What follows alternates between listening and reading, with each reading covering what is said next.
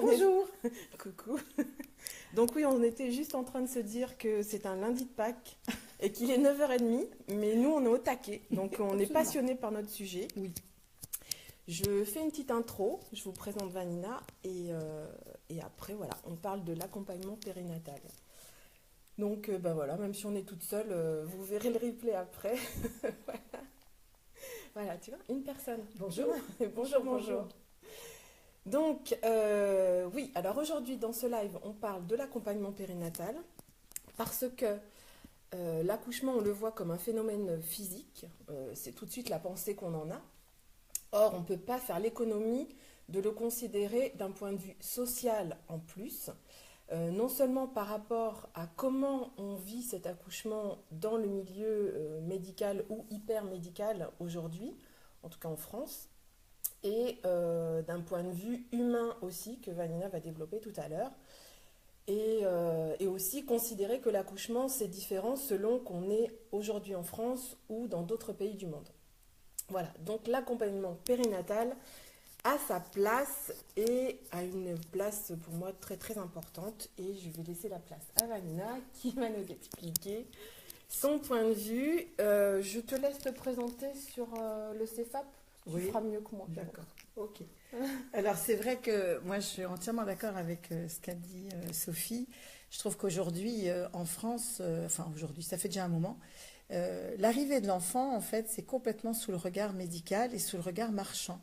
C'est-à-dire qu'en gros, il faut avoir un suivi médical très précis, avec des protocoles très particuliers, etc., qui en plus semblent totalement obligatoires et présentés de telle manière qu'on croit que c'est obligatoire. Mm. Et l'accouchement pareil. Et puis, au retour à la maison, ma foi, tout le monde se lave un petit peu les mains de ce qui peut arriver après. Et puis sur le côté marchand, c'est-à-dire qu'il faudrait acheter plein de choses pour accueillir cet enfant. Ou il faut même acheter plein de choses pour être enceinte ou pour être un futur père. Alors il faut acheter les robes, machin, les bolas, enfin, plein de choses qui diraient, alors là, maintenant que j'ai ça, la grossesse va être super. Et puis, on fait pareil pour l'accouchement. On s'inscrit dans telle maternité parce que c'est là qu'on est né ou c'est parce que c'est là que l'amie chérie a accouché aussi. Et puis, il faut acheter plein de choses. Alors, il faut acheter un tas de matériel. Donc, on se ruine. On se dispute beaucoup autour de la chambre. Comment ça, t'as pas encore fait les travaux? Mm. Tu avais Couleur, promis, ouais. tu avais quand même dit que tu le ferais. Et, euh, et c'est comme si tout ce côté médical et marchand était l'essentiel de l'arrivée de l'enfant. Et je crois que non. Sincèrement, je crois que non. Que ce soit d'ailleurs dans une grossesse et un accouchement ou une adoption. Parce qu'à l'arrivée de l'enfant, parfois la chambre est remplie de jouets et a été refaite, etc., pour accueillir un enfant dans l'adoption, mais ça ne répond pas, non, en tout cas pas totalement, loin de là, à ce que représente l'arrivée d'un enfant chez une femme, ou son compagnon ou sa compagne. Ok, et juste pour te présenter, Vanina, toi, tu as créé un centre de formation Oui, c'est ça.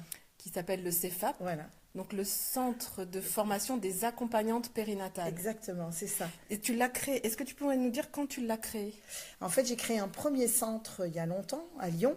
C'était sous forme associative. Et puis là, c'est le CEFAP. C'est une forme entreprise, mais enfin, on s'en fiche un petit peu. Mm. Le contenu, c'est de trouver comment donner les outils au maximum à des gens qui veulent faire de l'accompagnement périnatal. Alors, je m'explique. Il y a deux volets, il y a deux publics. Le premier public, ce sont les futures accompagnantes périnatales. C'est ce titre qui a été reconnu, c'est ce titre qui figure maintenant au fameux RNCP, c'est-à-dire le Répertoire national des certifications professionnelles, ce qui est à la fois un honneur et ça a changé beaucoup de choses. Et là, ce sont des personnes effectivement qui veulent se dédier complètement à ce métier, donc qui vont accompagner les couples pendant la grossesse ou pendant l'attente de l'enfant en adoption. Tu veux dire en plus du suivi médical? Complètement. Oui. On précise. Absolument, oui, il faut le oui, préciser, bien entendu. C'est complètement en plus. Ça ne peut pas se faire à soi-même puisqu'il n'y a aucun volet médical, d'accord?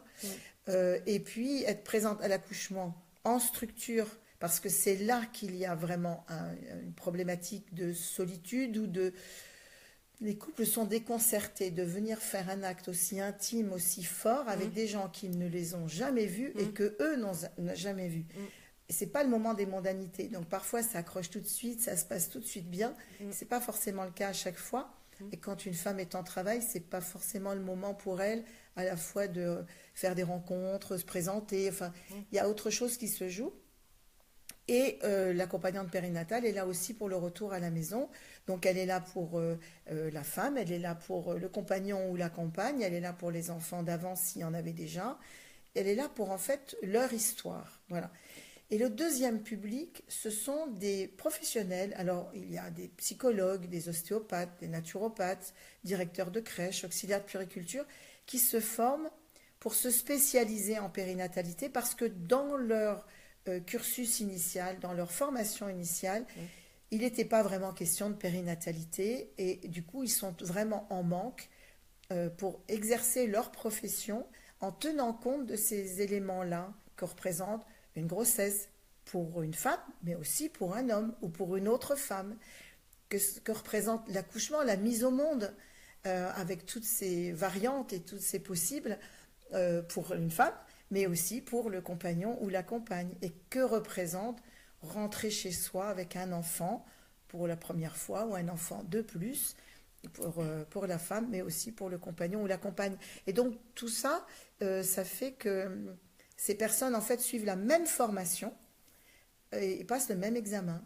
Et ça constitue un tissu professionnel cohérent représenté donc par ces personnes qui portent ou le titre d'accompagnante périnatale ou le titre de spécialiste en périnatalité. Et moi, je suis vraiment contente d'avoir, d'une part, rencontré dans mon parcours Vanina. J'admire beaucoup tout ce qu'elle a fait dans son travail et toute cette énergie qu'elle met. Parce que là, pour résumer un petit peu par rapport à l'accompagnement périnatal, il y a récemment une personne qui m'a dit « À mon accouchement, j'ai fait venir une amie. » Et c'était malvenu en fait, parce que l'amie était là, était présente. Mais ce n'était pas du soutien. C'était une personne qui parlait beaucoup, qui était peut-être dans une angoisse, peut-être dans des questionnements, qui ne savait pas m'accompagner. Alors que, par exemple, voilà, j'aurais peut-être eu envie d'avoir du silence autour de moi, juste une présence empathique et soutenante. Et en fait, voilà, cette amie n'arrêtait pas de parler. Est-ce que tu as besoin de ceci? Est-ce que tu veux que je te fasse cela? Enfin, voilà. Et du coup, il y avait un décalage entre l'attente de la maman qui était en train d'accoucher, qui avait demandé une amie parce que, affectivement parlant, elle avait besoin de cette présence amicale, enfin, en tout cas, elle imaginait que ça allait beaucoup lui apporter, et on le comprend, sauf que cette amie n'était pas formée à l'accompagnement. Et accompagner quelqu'un, c'est complètement différent que d'être avec une amie, prendre le thé, qui va raconter sa propre expérience, raconter celle de sa grand-mère, de sa tante, de la voisine. Et tu comprends, moi l'accouchement c'était ceci, moi c'était cela. Or l'accompagnement, c'est être avec la personne avec qui on est, et être avec, mais sans faire à sa place, sans considérer sa propre expérience comme le centre ou la vérité, ou voilà. Et du coup, je pense que l'accompagnement, c'est quelque chose qui entre dans le domaine aussi du professionnel. Voilà. Alors effectivement, on peut avoir une amie, par exemple, qui a accouché à domicile et qui qui a une certaine sensibilité aux choses, ou qui a accouché sans péridurale et qui pense qu'elle a des compétences pour accompagner une amie dans le même chemin. Oui, c'est possible, mais pour un accompagnement, je dirais, optimal, je pense que ça entre dans le cadre d'une professionnalisation, mais pas dans le sens négatif où c'est forcément parce qu'on est formé qu'on est hyper compétent. Ça, c'est un peu la vision française qu'on connaît. Mais parce que l'accompagnement, c'est une dimension d'être avec, et il faut que la personne ait pu dépasser sa propre expérience. Et ça, je pense pas qu'on puisse en faire l'économie sans formation. Et je vais juste prendre l'exemple de moi quand j'ai allaité mon premier. Ensuite, j'ai été enceinte du deuxième, je l'ai allaité aussi. Mais je me suis sentie beaucoup plus ouverte et empathique avec l'expérience d'autres personnes quand moi j'ai fait une formation avec une association de soutien international à l'allaitement, pour ne pas la citer, Laitier League. Voilà. J'ai eu vraiment un recul sur ma propre expérience, j'ai appris aussi, j'avais vraiment des compétences par rapport au soutien et à l'animation. Et je pense que si on pose la question à une voisine, c'est pas la même chose qu'une personne qui est vraiment formée. Voilà. Et donc, je suis vraiment fière de ton parcours, Vanina, parce que maintenant, ton centre de formation certifie la formation des personnes. Ouais. Bon, alors, tu as dit d'abord beaucoup de choses, donc merci pour tes retours positifs. C'est vrai que ça fait plaisir à entendre. Alors, il y a plein de choses, j'espère que je n'ai pas oublié. Oui, c'est vrai que la reconnaissance de la certification, c'est vraiment la reconnaissance de tout un processus, parce qu'en fait, le RNCP valide le processus d'inscription, les cours, l'examen, la formation continue obligatoire annuelle de 2 jours, qui est juste fondamentale, etc. Donc c'est tout un processus. Je crois que tu as dit quelque chose d'extrêmement important. Quand une accompagnante périnatale, elle est hors du champ médical, hors du champ familial et amical, je crois qu'elle peut commencer à faire de l'accompagnement. Si on est pris dans ses émotions et dans ses affects, c'est très compliqué une mise au monde. Et être témoin d'une mise au monde, c'est sacrément compliqué. Donc, on peut être pris à sa grande surprise, avec des peurs qu'on va projeter. Il n'est quand même pas question de ça. Je pense que c'est vraiment malvenu. Et le fait de travailler cela ne fait pas de l'accompagnante périnatale quelqu'un qui n'a pas d'affect. Il y a énormément d'émotions, énormément de ressentis, sauf qu'on l'a travaillé. Et c'est ça qui va faire la différence. Parce que avoir envie d'accompagner, je dirais, c'est pas tout le monde, bien sûr, mais énormément de gens ont envie d'accompagner et se disent, moi, je suis maman, je peux accompagner. Donc moi, je sais. Moi, je sais. Et d'ailleurs, quand on me dit, mais alors, tu as un prérequis pour les accompagnantes périnatales, c'est que les femmes soient mères. Je dis oui. Oui, c'est vrai. Alors, c'est pas du tout pour les compétences que ça donne à accompagner, parce que si ça a donné des compétences, ça leur a donné leurs compétences à elles pour leur vie. Parfois même pas toujours, mais enfin, en tout cas, ça fait quelque chose pour elles. Mais c'est surtout qu'il y a un avant et il y a un après, et moi, j'ai envie de travailler l'écoute et l'accompagnement sur le après, pour que le chamboulement soit vécu, soit traversé. Sinon, ça devient un piège. La formation serait comme effacée par peut-être cette propension à croire que ça y est, moi maintenant j'ai accouché, donc je sais faire. Et or, il ne s'agit pas de faire en plus. Donc, vous voyez ce que je veux dire, ça tord les choses, ça ne les rend plus du tout efficaces, en tout cas en termes d'accompagnement.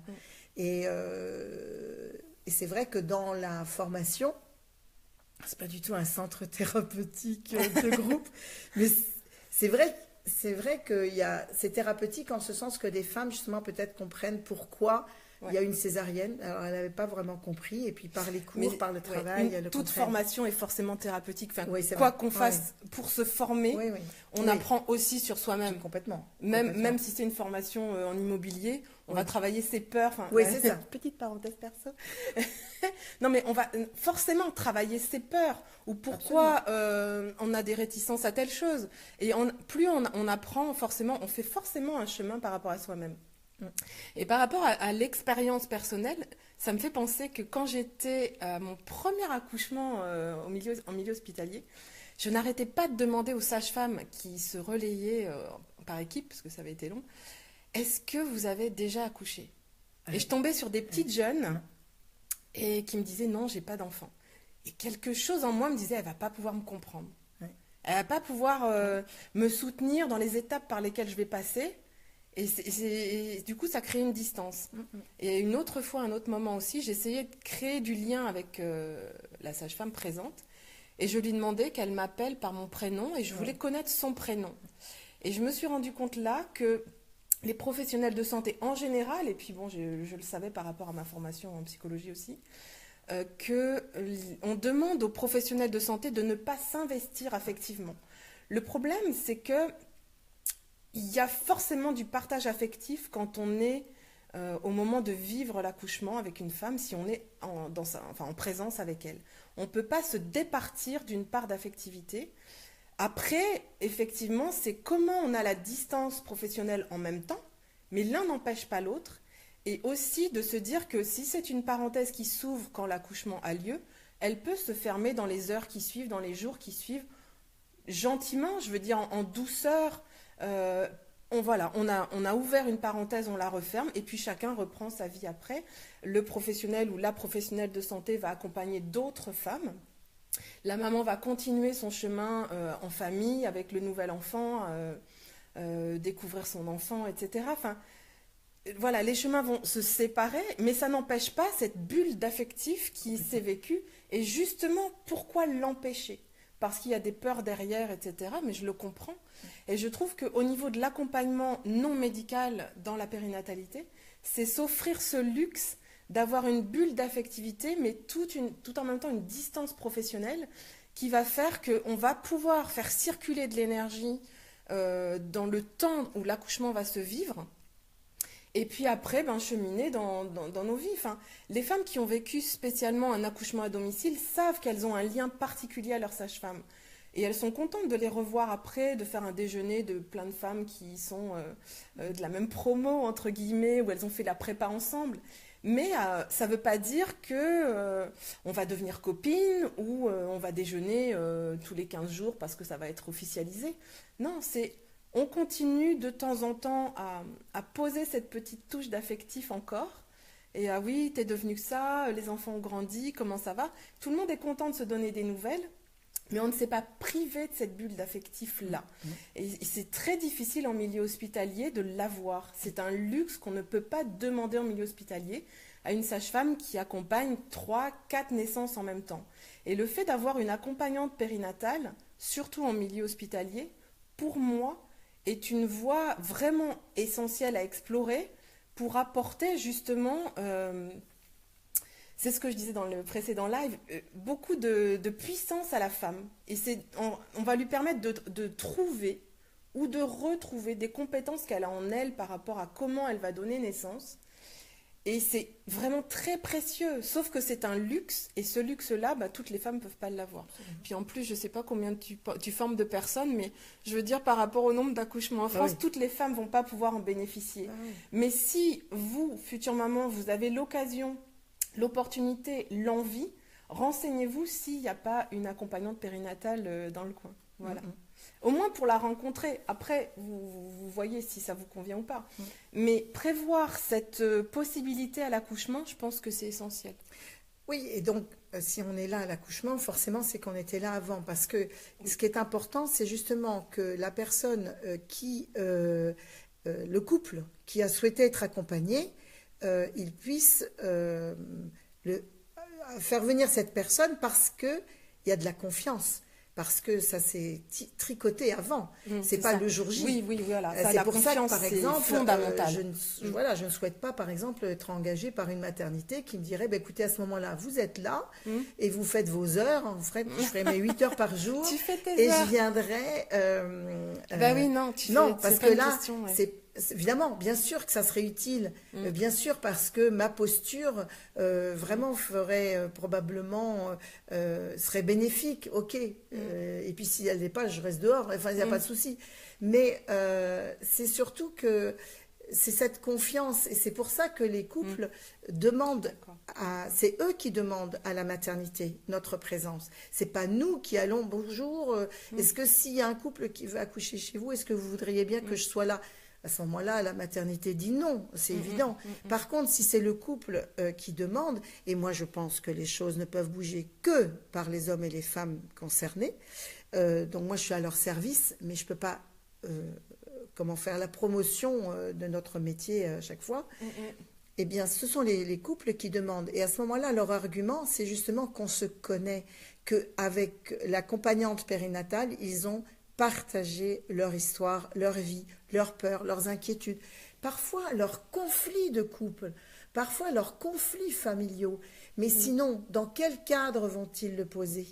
Même suivi par une sage-femme, parce que moi je fais beaucoup la promotion des sages-femmes. Je vous rappelle que le 5 mai, c'est la journée internationale des sages-femmes. Et que moi, tous les ans, je suis dans la rue avec un questionnaire, faites comme moi, demandez aux gens, vous savez quel est le métier de la sage-femme? Oh ben oui, c'est la petite main du médecin au moment de l'accouchement. Vous pouvez leur dire, non, 5 ans d'études, dont une année de médecine, et qu'elles peuvent s'occuper de la jeune fille jusqu'à la femme ménopausée. Et ça, les gens ne le savent pas. Peut-être que vous ne le savez pas. Quand, si vous avez une jeune fille comme enfant ou comme nièce ou comme voisine, proposez vraiment qu'elle rencontre une sage-femme plutôt qu'un gynécologue pour le début de sa surveillance gynécologique. Ça sera bien plus bénéfique et formateur que de l'envoyer voir un gynécologue qui est, je le rappelle, un spécialiste de la pathologie, pas de ce qui va bien, quoi. Donc, bon, ferme la parenthèse. Parenthèse hyper importante. Mais 5 mai, c'est une journée importante, quoi, ça que je veux dire. C'est ça. Mais même suivi par une sage-femme, est-ce que le couple ou la femme seule a vraiment l'opportunité, la disponibilité pour aller parler longuement de sa relation avec sa mère, avec son père, avec sa sœur, avec une amie, il y a quelque chose qui clash, il y a quelque chose qui au contraire se rapproche, qui est un peu envahissant, avec le couple, dans le couple, qu'est-ce qui se passe? La sexualité, on parle de sexualité comme on parle, je ne sais pas, d'alimentation, de yoga, de je ne sais pas quoi, on en parle avec simplicité, avec les femmes et avec les hommes, avec les compagnons ou les compagnes. Tout ça est extrêmement important. Et ça ne peut que se travailler. Sinon, on aurait tendance, on pourrait avoir tendance à dire faites pas comme moi, ou alors faites comme moi. Parce que notre grille, à ce moment-là, de référence, c'est notre expérience. Oui. C'est un piège. On peut pas dire, moi j'ai fait comme ça, donc je peux pas dire Vanina, il faut que tu accouches comme ça. C'est pas possible. C'est pas, chaque personne aura son identité, son chemin, une relation au bébé, et c'est forcément à chaque grossesse une nouvelle histoire. Donc on peut pas faire, du copier-coller. Non. Surtout pas. C'est ça. Et c'est une tendance. Et c'est pas une volonté, c'est-à-dire que c'est pas malveillant. C'est avec beaucoup de bienveillance, mais on arrive à ça. Et du coup, soit le couple ne se sent pas à la hauteur, soit ne se sent pas compris, soit, en tout cas, c'est pas bénéfique. Voilà. Ou essaye de faire comme on lui a dit, et ça ne vient pas d'eux. Donc, c'est pas quelque chose qu'ils créent, qu'ils inventent, qu'ils écrivent eux-mêmes. Et je crois que s'il y a un domaine où il faut être non seulement acteur, mais auteur de sa vie, c'est vraiment la mise au monde du bébé ou le devenir parent. Clair. Ça peut être aussi dans l'adoption. C'est clair. Et justement, dans l'accompagnement, je trouve que ça donne plus de liberté à être soi-même. Enfin, si on sent qu'une personne est là pour nous, en présence, avec une empathie importante, capable de toucher, si besoin, d'apporter, je sais pas moi, du chaud, du froid, un massage, quelque chose comme ça. De comprendre aussi si on lui dit là j'ai besoin d'être toute seule, s'il te plaît va au salon ou sors de la salle d'accouchement, ça fait, il faut pouvoir être vraiment hyper libre avec cette personne-là, et ça donne une compétence personnelle qui est vraiment grande. Oui, je vais même te raconter une anecdote. Enfin, vous raconte. Parce que si on me dit il faudrait que tu sortes, j'ai quand même loupé un truc. Normalement, le langage non verbal, il est quand même costaud. Moi je prenais un exemple. Et donc, mais alors une fois justement, je sens que je dois bien sortir, mais sauf que je peux pas sortir. C'est-à-dire que si je sors, je dérange le compagnon qui est en train de porter sa femme. Il n'y a pas d'autre endroit. Donc le seul endroit où je me suis retrouvée, c'est sous la table. Et je suis restée 2h30 là. Sous la table, donc ils ne savaient plus que j'étais là, c'était parfait. Oui, tu t'étais il fallait que je m'éclipse. Cape d'invisibilité. J'ai mis la cape d'invisibilité, c'est ça, sous la table. Et une autre fois, c'est pour vous montrer un peu ce que ça représente aussi d'être en présence pour une personne qui accouche. C'était un peu long, voilà, il fallait du temps à cette femme pour s'ouvrir et laisser passer son bébé. Et son bébé était d'accord, il allait tout doucement aussi et c'était très bien. C'était très harmonieux mais très long.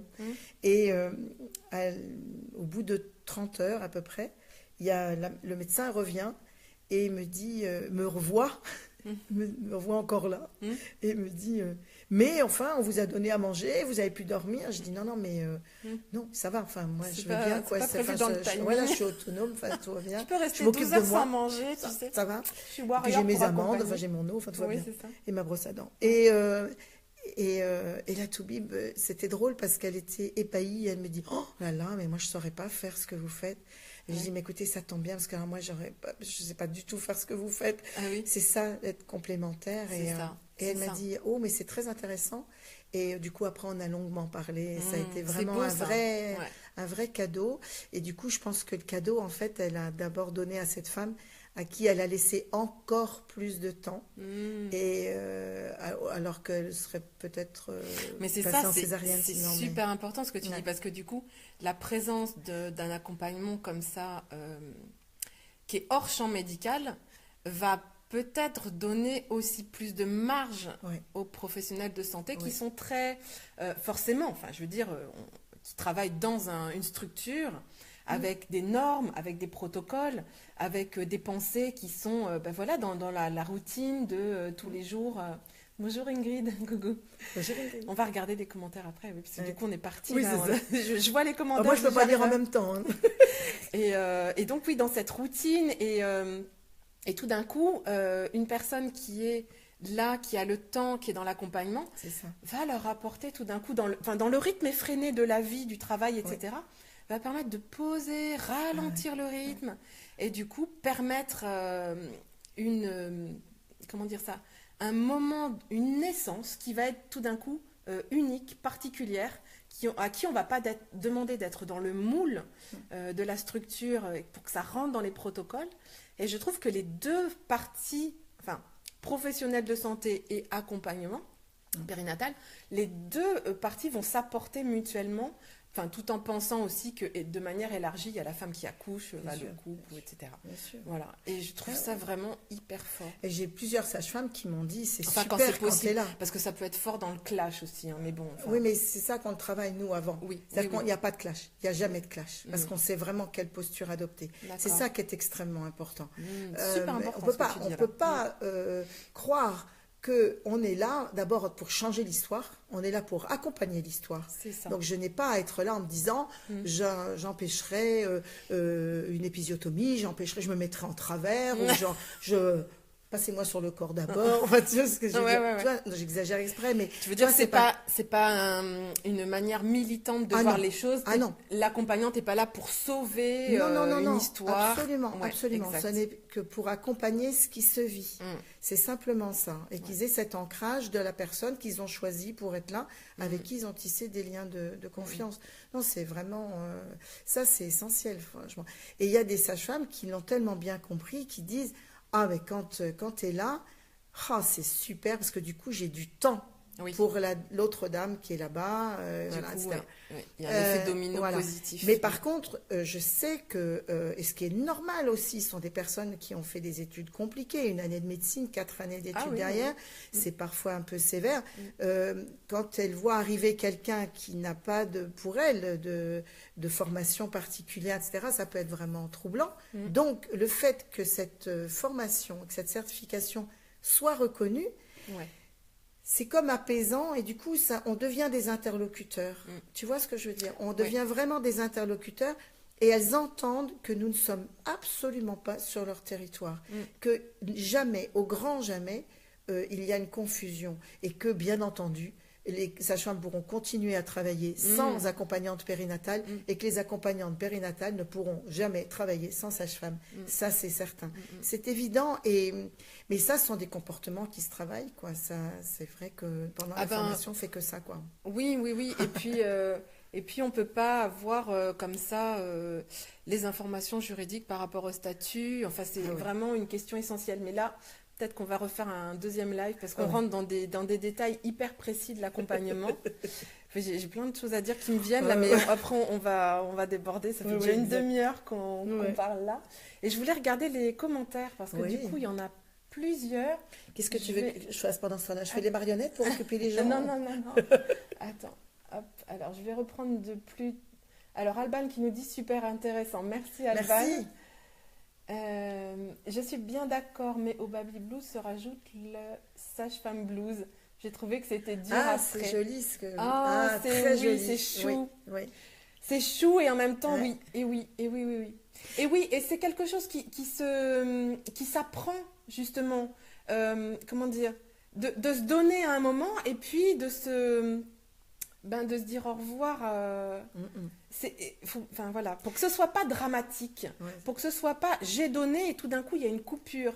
Il faut que ce soit enrichissant pour tous les partenaires. Voilà. C'est vrai que même nous, en tant qu'accompagnante périnatale, il y a un début, il y a une fin.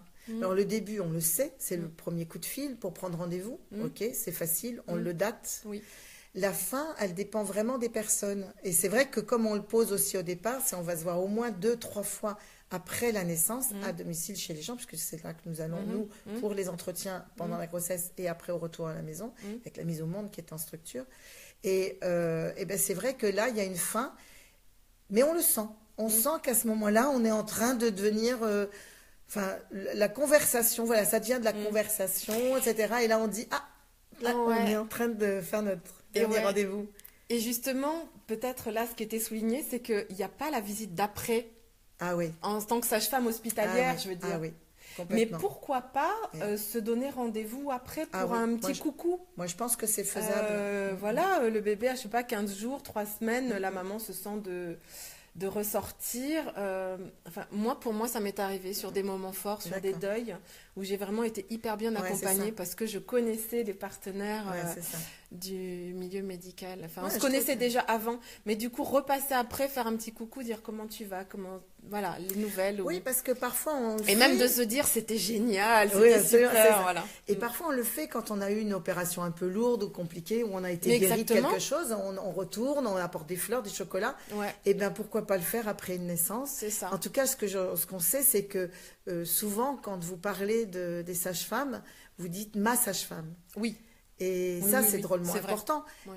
Ah ben si, c'était ma sage-femme, même si vous n'avez ou jamais su, ou vous ne vous rappelez pas de son prénom, ma sage-femme. Et donc ça compte, tout ce que vous dites, c'est très juste, très juste. Alors, après on va retourner dans l'après-vie. Bon, c'est la même chose, Morgane. Voilà. Morgane dit, oui, mon médecin de famille m'a sorti à un rendez-vous après la naissance. Quoi? Mais accoucher comme ça, sortir si vite? Mais nous, Alors attends, je vais le prendre là parce que j'ai pas le 100% du commentaire. Alors, j'ai rafraîchi la page Facebook. Et oui, sur le petit téléphone, j'ai pas tout. Ah oui. Alors, oui, je veux... Alors, je reprends tout le commentaire de Morgane. Oui, enfin, mon médecin de famille m'a sorti à un rendez-vous après la naissance. Quoi? Mais accoucher comme ça, sortir si vite? Des femmes qui vont pas bien? Oui, je venais pour une otite. Bien sûr, c'était à cause de mon accouchement. Eh bien oui, sans péri, en plateau technique, et ma sortie ultra précoce. Eh bien oui, l'accouchement, c'est forcément la faute de l'accouchement pour tous les problèmes, hein, c'est sûr.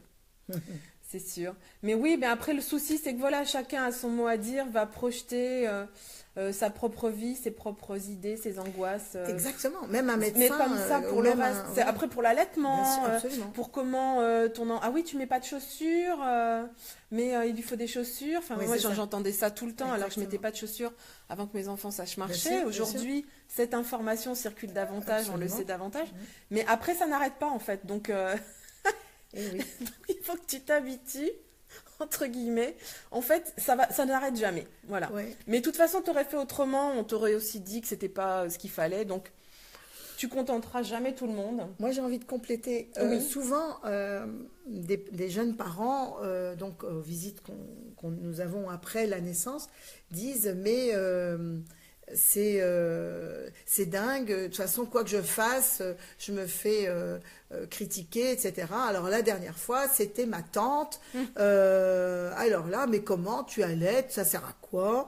Et puis ton mari, il peut pas te donner à manger. Enfin bon.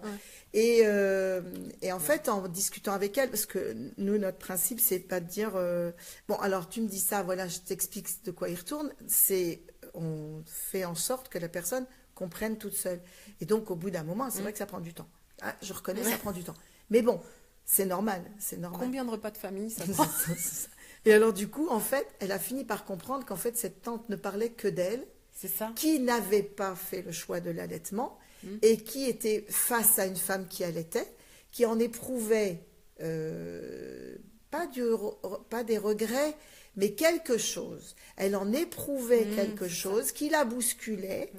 Et en réalité, en s'adressant un peu vertement à sa nièce, en fait, parlait d'elle. Et quand on comprend ça, chaque fois que vous avez des gens qui vous disent des choses, que vous prenez comme des critiques, comme si vous étiez une mauvaise maman ou un mauvais papa, ou une mauvaise deuxième maman si vous êtes en couple avec une femme, eh bien, pensez d'abord que cette personne parle essentiellement d'elle. Je vous assure, ça va vous rassurer beaucoup, et ça va surtout vous faire beaucoup moins mal.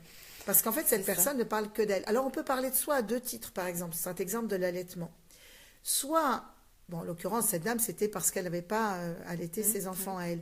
Mais ça peut être parce qu'en tant que parent, on ne l'a pas fait avec ses enfants, ou on s'en est empêché, ou on a été empêché par l'entourage, déjà soi, en tant que jeune maman, et peut-être en tant que bébé, c'est-à-dire le petit bébé qu'elle était, peut-être, réagit à cet allaitement, soit parce qu'elle ne l'a pas eu étant bébé, soit parce qu'elle l'a eu et c'est un moment qu'elle ressent en mémoire sans s'en rendre compte, mais son corps s'en souvient, et que ça la met dans l'émotion, et que son émotion, elle ne sait pas la traduire en conscience en disant « Oh bah dis donc, moi je me rappelle quand j'étais bébé, je tétais maman et c'était trop bien ». Non, elle va le ressortir peut-être d'une manière un peu brutale, parce qu'elle est encore une fois prise dans l'émotion. Donc ne prenez pas au premier degré les choses qu'on vous envoie, parce que ça ne parle jamais de vous. Alors, l'expérience, ça ne parle jamais de vous. Eh bien oui, mais voilà, enfin moi je me souviens, toute jeune maman avec mon bébé dans les bras, j'avais envie d'un minimum de reconnaissance. Alors après, c'est à nous de trouver d'autres femmes qui sont dans le même bain de ce qu'on fait, de trouver des réunions de mamans, pourquoi pas d'en organiser, de mettre une petite affiche dans sa résidence en disant tel jour on fait goûter, on parle d'allaitement, ou on fait un pique-nique, enfin je sais pas, tout est possible. Donc l'important c'est de ne pas rester dans une solitude et de prendre tout de face comme ça, parce que c'est vrai qu'on l'entend une fois, on se dit bon, elle parle d'elle, 2 fois, 3 fois, à un moment donné on se dit flûte quoi. Oui, bah flûte. Flûte, ça veut dire qu'on peut aussi prendre un peu de distance. Mais du coup, s'entourer de personnes qui sont dans un autre état d'esprit, une autre bienveillance, un autre échange. Ouais, exactement. Alors Marion dit merci pour cette vidéo, merci de parler de ce métier et de cette formation de vie, merci de ces témoignages. Merci à toi pour ton commentaire. Et bien oui. Voilà. Bon, et on a dit plein de choses. Dis donc, moi, je ne veux jamais le temps passer. À chaque vidéo, à chaque live, je me dis, bon, oui, on va parler, tout ça, mais sérieux, 40 minutes. Bon, c'est parfait, hein, c'est bien, c'est bien. Ouais. On est raisonnable. On est raisonnable. Un lundi de Pâques, on ne va pas vous tenir non plus pendant 2 heures. Il y a quand même 10 personnes connectées un lundi de Pâques. C'est bien, donc, merci tout le monde de votre présence, c'est super. Voilà, excellent. Non, mais c'est vrai que l'accompagnement périnatal, il est, à mon sens, extrêmement important, mais c'est vrai que c'est très important de passer par une formation. Ça nous permet, nous, de travailler sur des tas de sujets, sur les parents en situation de handicap qui deviennent parents, et vraiment l'accompagnement, il est important parce que ils sont maltraités, on va dire, majoritairement, et puis les gens, ils connaissent pas non plus cette situation-là, ils sont pas vraiment ouverts. Donc voilà, c'est donc, comme je disais tout à l'heure, l'adoption, c'est l'homoparentalité, c'est le toucher, c'est savoir comment être proposé, mais surtout partagé avec le compagnon et la compagne. Ça sert à rien de savoir des choses si c'est pas pour les transmettre. Ça ne sert strictement à rien. Donc ce que je sais, tout le monde peut le savoir, déjà, d'emblée. Donc moi, je ne suis pas quelqu'un qui retient l'information à aucun moment. Au contraire, ça se partage. Et ça se partage avec qui? Ben, ça se partage avec la personne qui partage la vie de cette femme enceinte. Je pense que les hommes ont une posture, on va dire, un peu compliquée. On ne s'adresse pas à eux d'une manière très correcte, je trouve. Donc je travaille beaucoup aussi avec les hommes qui font la différence avec quand ils sont accompagnés pour, par exemple, un deuxième ou troisième enfant par rapport à comment ça s'est passé pour le premier. Ils ont dit, en gros, à part servir de chauffeur pour les échographies ou pour les cours de prépa, et puis à m'entendre dire, oh, ben on voit bien que c'est pas toi qui es enceinte, oh, ben on voit bien que c'est pas toi qui accouche. C'est comme s'il ne se passait rien pour eux. Ben, moi, je ne crois pas. Et comme je pense qu'il y a beaucoup à faire au sein des couples, voilà, quels qu'ils soient, hein, des couples de... Donc, l'accompagnement ne se résume pas à informer et soutenir la future maman. C'est dans un espace beaucoup plus large. Absolument. C'est juste passionnant. Et tu es passionnée. Oui, ça fait quand même... je sais pas, j'ai commencé en 2002, donc... Ouais. Wow, ça fait longtemps. Eh ben oui. Ça fait 14 ans et demi, en fait. Et oui, mais écoute. Hein. Mais bon, oui, absolument. De toute façon, il faut être passionné, je peux vous dire. C'est clair. Alors, Chloé nous dit merci beaucoup, mais merci à toi, Chloé, pour ton commentaire. Bonjour, c'est super gentil. Ok, donc, est-ce que quelqu'un a des questions particulières par rapport à ce qu'on a dit jusqu'alors, puisqu'on a parlé beaucoup, longtemps, passionnément. Si vous avez des questions, vous pouvez les mettre en commentaire. S'il y a des questions pour les personnes qui regardent en replay, pas de souci, on sera là encore après aussi. Et si vous voulez des questions, des réponses, si vous voulez des questions, on en a plein, des réponses aussi. Donc oui, Vanina pourra vous répondre en particulier par rapport au CEFAP, donc le Centre de formation pour les accompagnantes périnatales. Voilà, enfin, une question particulière. Où il y a le site web aussi que vous pouvez aller visiter, qui est www.cefap-france.fr. Ok, super. Bon. Eh ben, je sais pas, je vois pas d'autres questions, donc nous, on va vous laisser là, s'il n'y a pas d'autres questions ou réactions. Parce que à moins que tu aies envie de rajouter une info. Il y en a plein, hein. On peut rester des heures. Là, par exemple, Mais c'était bien déjà. J'aime bien. Il faudra qu'on refasse un live si tu veux. Moi, j'aime bien. Sympa. J'adore. C'était sympa. Ouais. Oui, non, mais voilà. Sinon, ce que je sais, c'est que la formation continue aussi, c'est important. Et quand il y a des professionnels qui se forment au CEFAP, les gens me disent, mais enfin, pourquoi on n'a pas ça dans nos formations? Pourquoi c'est pas... Et moi, c'est obligatoire. C'est 2 jours par an obligatoire. Et là, ça va se faire en juin sur Paris. Et c'est passionnant, ça nous donne la possibilité à la fois de retravailler nos fondamentaux, c'est-à-dire justement toute cette question de l'écoute qu'on travaille d'une manière un peu particulière avec des outils rogeriens, mais surtout aussi de travailler des sujets d'actualité. Donc c'est vraiment quelque chose qui est très vivant, notre formation continue, et c'est vraiment un grand au bénéfice de l'exercice de notre métier, quoi. Et puis voilà, puis avec cette reconnaissance au RNCP, donc c'est vrai que les personnes qui veulent porter le titre d'accompagnante périnatale, il faut qu'elles passent par la formation. Hein, très important, très important. Oui, parce que sinon, ce titre-là, il est déposé. Il est déposé. Ne vous définissez pas accompagnante périnatale si vous n'êtes pas passé par le CEFAP. Et du coup, c'est vrai que c'est à renouveler. Vous voyez, on va faire à nouveau renouveler notre demande, parce que c'est toujours à renouveler, c'est toujours à retravailler, à requalifier, à revalider. Donc c'est une démarche qualitative à la française, on va dire, c'est-à-dire bien compliquée. Mais moi, je comprenais même pas les questions, hein, donc il a fallu que j'ai un décodeur pour les questions. Mais au final, c'est top. Et c'est top. Et ça change la pratique. Oui. Et la reconnaissance aussi dans le milieu médical. Complètement.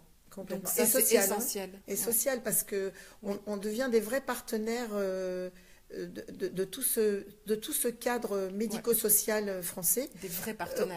Des vrais partenaires pas autour juste, de la question de l'enfant. Pas juste une association, pas juste je veux militer, pas juste je veux accompagner des femmes parce que moi, on m'a bien accompagnée. Oui, c'est ça. C'est tout un processus... je dirais, pas profond, mais en même temps complet, en même temps... Enfin, voilà, il y a un aspect pro, quoi. On ne peut pas vous dire autrement. Hein. Voilà. Et oui. Merci Sophie. Merci Vanina, c'était génial, Ouais, j'ai moi, adoré. Moi aussi.